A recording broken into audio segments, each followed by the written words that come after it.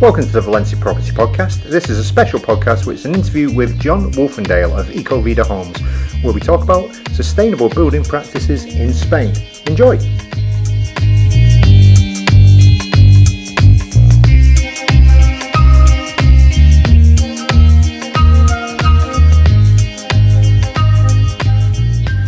Hi John, and welcome to the podcast.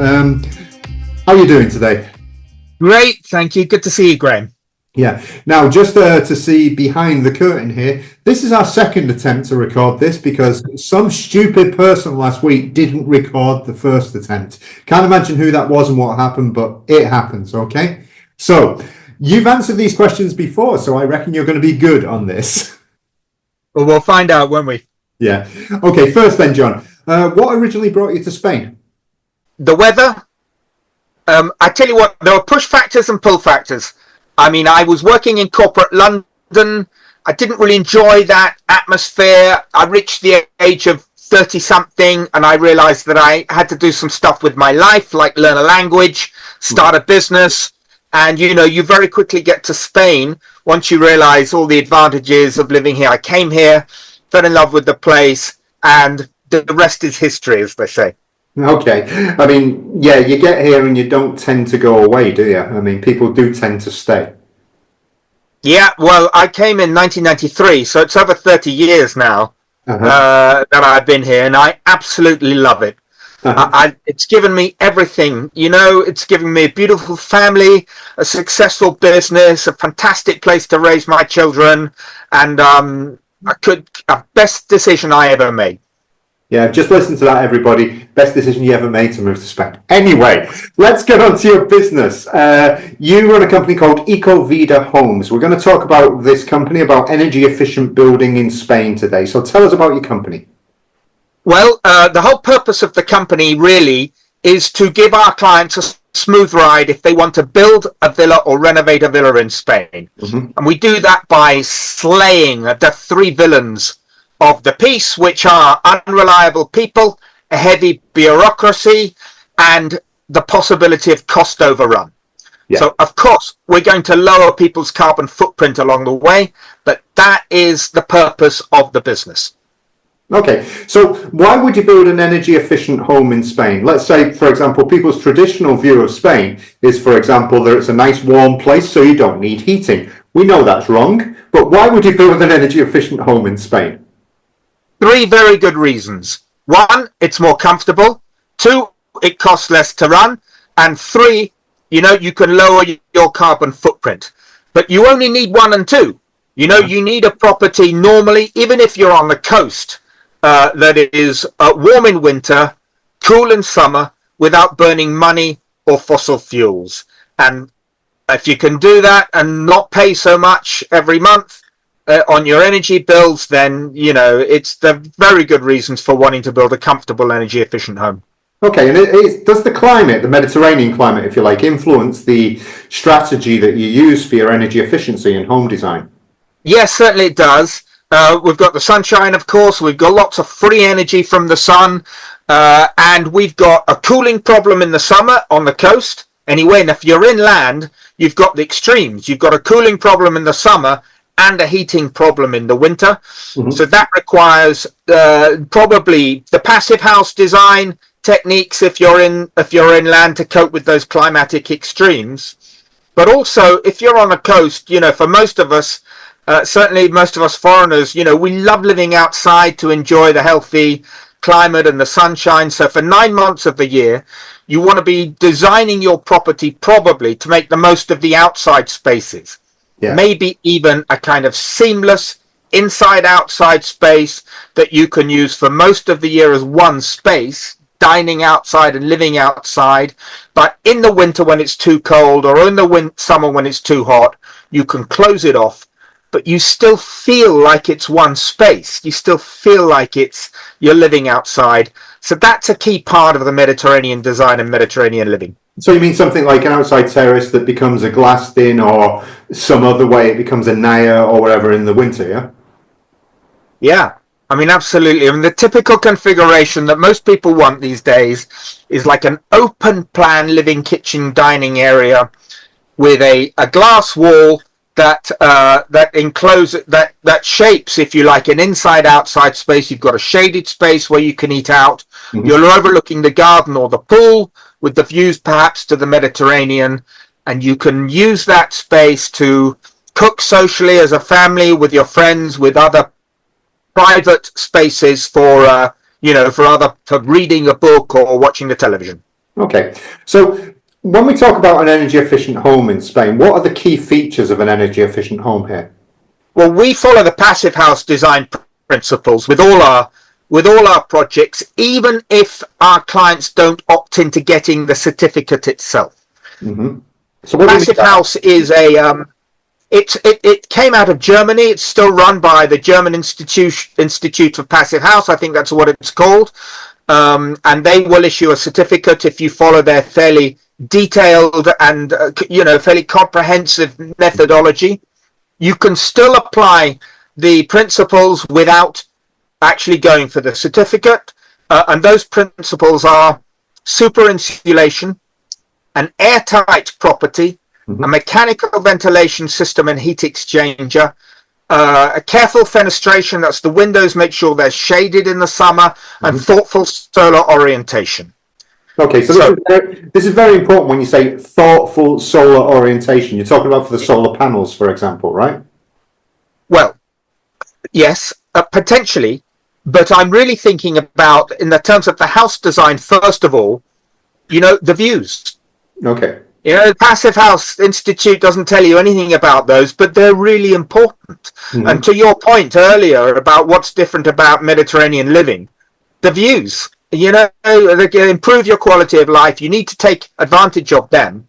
But also, an unshaded south-facing window in Spain, as you will be well aware of, in the summertime is a nightmare. You'll never cool that room unless it doesn't matter how much air conditioning you've got, just too powerful.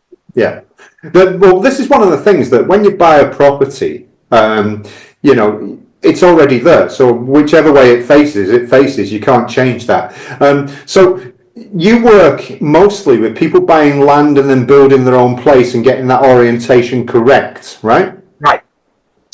Absolutely right. And so we would help them if we can help them, advise them when they're buying the land.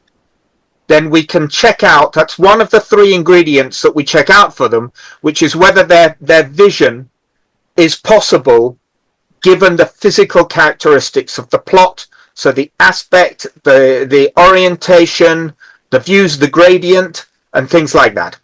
Yeah. And so if you are, for example, dealing with a house that is already there, you're limited in what you can actually do as regards retrofitting to make a house, let's say, more energy efficient. There's plenty you can do. Okay. So you can put on, for example, the best thing to do with an older house, which probably doesn't have good insulation, because in the 60s, 70s, and 80s, even in the 90s, actually even today with some buildings, insulation is not good. The first insulation in Spain is terrible. When you're actually you do a lot of work with new houses on land, but what can you do to retrofit a house that's already there? And I know we're working with very bad insulation in general. Yes, so insulation is quite often very poor in Spain, and certainly with an older building, it's quite likely to be inadequate. And one thing you can certainly do is to add exterior insulation to your property, and that will remove the thermal bridges. And if you upgrade the windows at the same time, then you're going to go a long way to having an energy efficient house just by doing those 2 things. Okay, so when you say external, you're talking about cladding and things like that, right? It's an external cladding system. It's called, in Spanish, we call it a SATE, Sistema Aislamiento Térmico Exterior. Yeah. Mm-hmm. Okay, so there are things you can do to an older house. Obviously, you're not going to make it as hermetically sealed as a passive house, as a new house, but there are definitely things that you can do to make an older house better. What about using renewable energies and stuff, solar panels and things like that? Tell us more about that. Yeah, absolutely. I mean, it's just a no-brainer in Spain, really, because we've got so much free energy from the sun. There are two types of solar panels. There are solar panels that produce electricity, Mhm. photovoltaic solar panels, and there are solar panels that produce hot water. Yeah. For a new build, we recommend that our clients install as many photovoltaic panels as they can, Hmm. rather than the ones that heat water, Yeah. because if you have the hot water system, you get hot water in the summer, which you don't want. Yeah. And when in the summer, what you do want is electricity for air conditioning. Yeah, I remember So, when we first got ours, we got on the roof a big water tank, and the solar panels were just for that. And it's because they said at the time for our house it wasn't really worth it to put the photovoltaic ones in. 1 year later, of course, they came back to us and said they're a lot more efficient now. We can get rid of that for you, put your aerothermia within your house, and then it will yeah, also cover having a battery and be able to produce electric, which you can use at night to cool things down, for example. yes, well, you can use the grid as your battery as well. Yeah. So that's changed a bit as well. It's much easier now to have the arrangement with your electricity provider, whereby you don't actually sell them the electricity that you overproduce. Yeah. What you do is you give them the kilowatts back, and then you draw the kilowatts down. So it's not done at a It's penal like rate. they call it a virtual battery, don't they? I think Octopus are one of the companies doing it here. Yeah, so you don't need your own battery separately. I mean, it's ideal, because you can just generate. That means that you don't have to do your calculations so precisely when you're installing your photovoltaic system. You can install as many as you can afford today, and then next year, if you can afford a few more, you can just plug them in and use them. We do that with for a lot of our clients. We install a medium sized system to start with, and then they'll enlarge it later. Yeah, I mean, you see a lot of people around here. They immediately start with maybe 2.5, 2.4 on the roof, and they go up to 3.6, and that's usually enough, especially for 6 months of the year, to power the whole of the house. Yep. Obviously, all depends on the size of the house and how many electrical appliances you've got. Interestingly, we have done a project in Torremolinos Mm-hmm. for a client, and I sort of half jokingly call this an active house as opposed to a passive house, Mm-hmm. because it's full of electrical appliances. Yeah. They've got tumble dryers, 2 electric ovens, and the whole underfloor heating everywhere. The pool's heated too, but it's all free energy from the sun. So it makes the point that if you've got a big enough renewable energy system, actually you don't need an energy efficient house. I mean, that would be stupid. I only say that to illustrate the point, because but you need to optimize both approaches to get to the best package for your budget. Yeah, your exactly. situation. So here in Spain, just like everywhere in Europe now, you get an energy certificate when you buy a house, or even when you rent a house. You need the energy certificate. Every house is supposed to have one. By 2030, every house is at least supposed to get to a level C. Now, I can't see that happening, at all. But can you tell everyone what the Spanish energy certificate is for? Yeah, well, I think the reason for it is to increase people's awareness of the importance of energy efficiency, for the reasons that we've discussed, for comfort and for lowering costs, and of course for lowering people's carbon footprint. That's why they're doing it. I think it's having some effect. We all know that energy efficient properties are more desirable, so they're going to be slightly more valuable. There are plenty of studies being done that show that they're maybe 20 or 30% more valuable. But also, I imagine that the governments have in mind later, imposing different rates of tax on properties that are energy inefficient, or using other methods to encourage us to have energy efficient homes. And there's a number of ways in which they can do that. So if you're making your energy out of the renovation or building a new one, if you're making an energy efficient home, you're also future proofing your situation. It really is a good idea for all sorts of different reasons. Yeah, you mentioned before passive house, which is a sort of German concept in that. What sort of other green building certifications should people be looking for if they're thinking, I'd really like to actually buy a more green house? Yeah, there's two principal international ones. One's called BREEAM, BEEAM, which is a British-based system, although recognized internationally. And there's one called LEED, LEED, which is an American-based. And they include in their rating the general sustainability of the materials that are used in the property. Okay, so it's a wider system than the passive house system. The passive house system just focuses on the house itself, without worrying too much about the materials, whether that's concrete or timber or whatever it might be. You can still have a passive house, but if you have a timber frame property, for example, you're going to score much better on the other systems than if you have a concrete framed property, because concrete is not very eco. It uses a lot of carbon to create it, whereas the timber is a sustainable material that can be replaced and locks in the carbon. Okay, you mentioned before that eco homes generally hold the value more than conventional homes, or they're more valuable. What about price and cost when you're actually doing this? For example, if you're starting from scratch and you want to build an eco house, how much more would it be than standard? I don't think it's any more, really. I mean, okay, maybe a little bit, but insulation isn't very expensive. And then your renewable energy system, well, that's kind of an extra cost. Okay.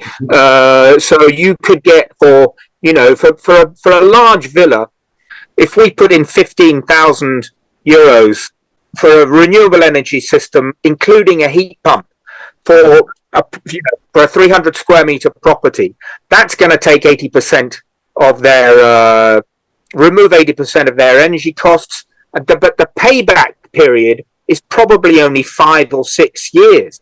And after that, it's free, and it's probably going to last you 20. They don't have any moving parts. Yeah. They could easily last 20, 25 years. Well, apart from that, I mean, generally, in my town, for example, in my area, Valencia, we get a percentage of that back. We've got to claim it. So we put batteries in, we put solar panels in, we actually get 50% back. Yeah, there are quite a few grants and help available, certainly for renewable energy systems. Yeah. The other thing is we also get 50% off our annual council tax, but the council taxes aren't really high anyway, so it makes a difference of a couple of €100 a year, 1,000 over 5 years, for example. The point is that if you amortize the costs and benefits over a 20-25 year period, although there is an initial additional cash investment, it's in sort of tens of thousands, not in the hundreds of thousands, and it works cheaper if you do the cash flow and you calculate the net present value of the two ways of doing it. It's cheaper to create an energy efficient building. Okay, so how do you see the future of energy efficient eco style homes in Spain? I mean, do you see that you're going to find more and more of them? Do you think it will become obligatory? And what are the reasons that people don't do it all of the time? I think it's going to be increasingly popular or important, and desired by people who are buying and building homes.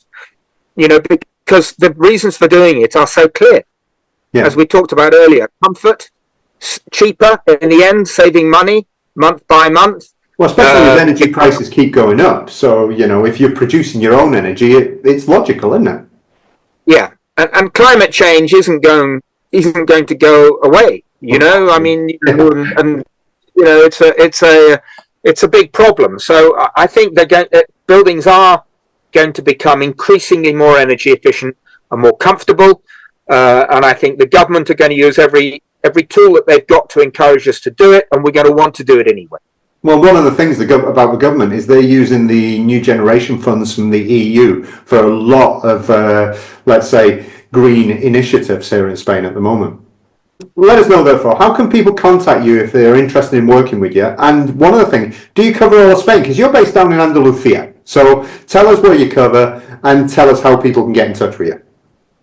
Yeah, we grew out of Andalusia. We're actually quite a small business, but we do cover pretty much the whole of Spain, certainly the whole of the Mediterranean and Madrid. We've got, right now in February 2025, we've got 3 projects in Catalonia. We've got 4 or 5 projects on the Costa Blanca.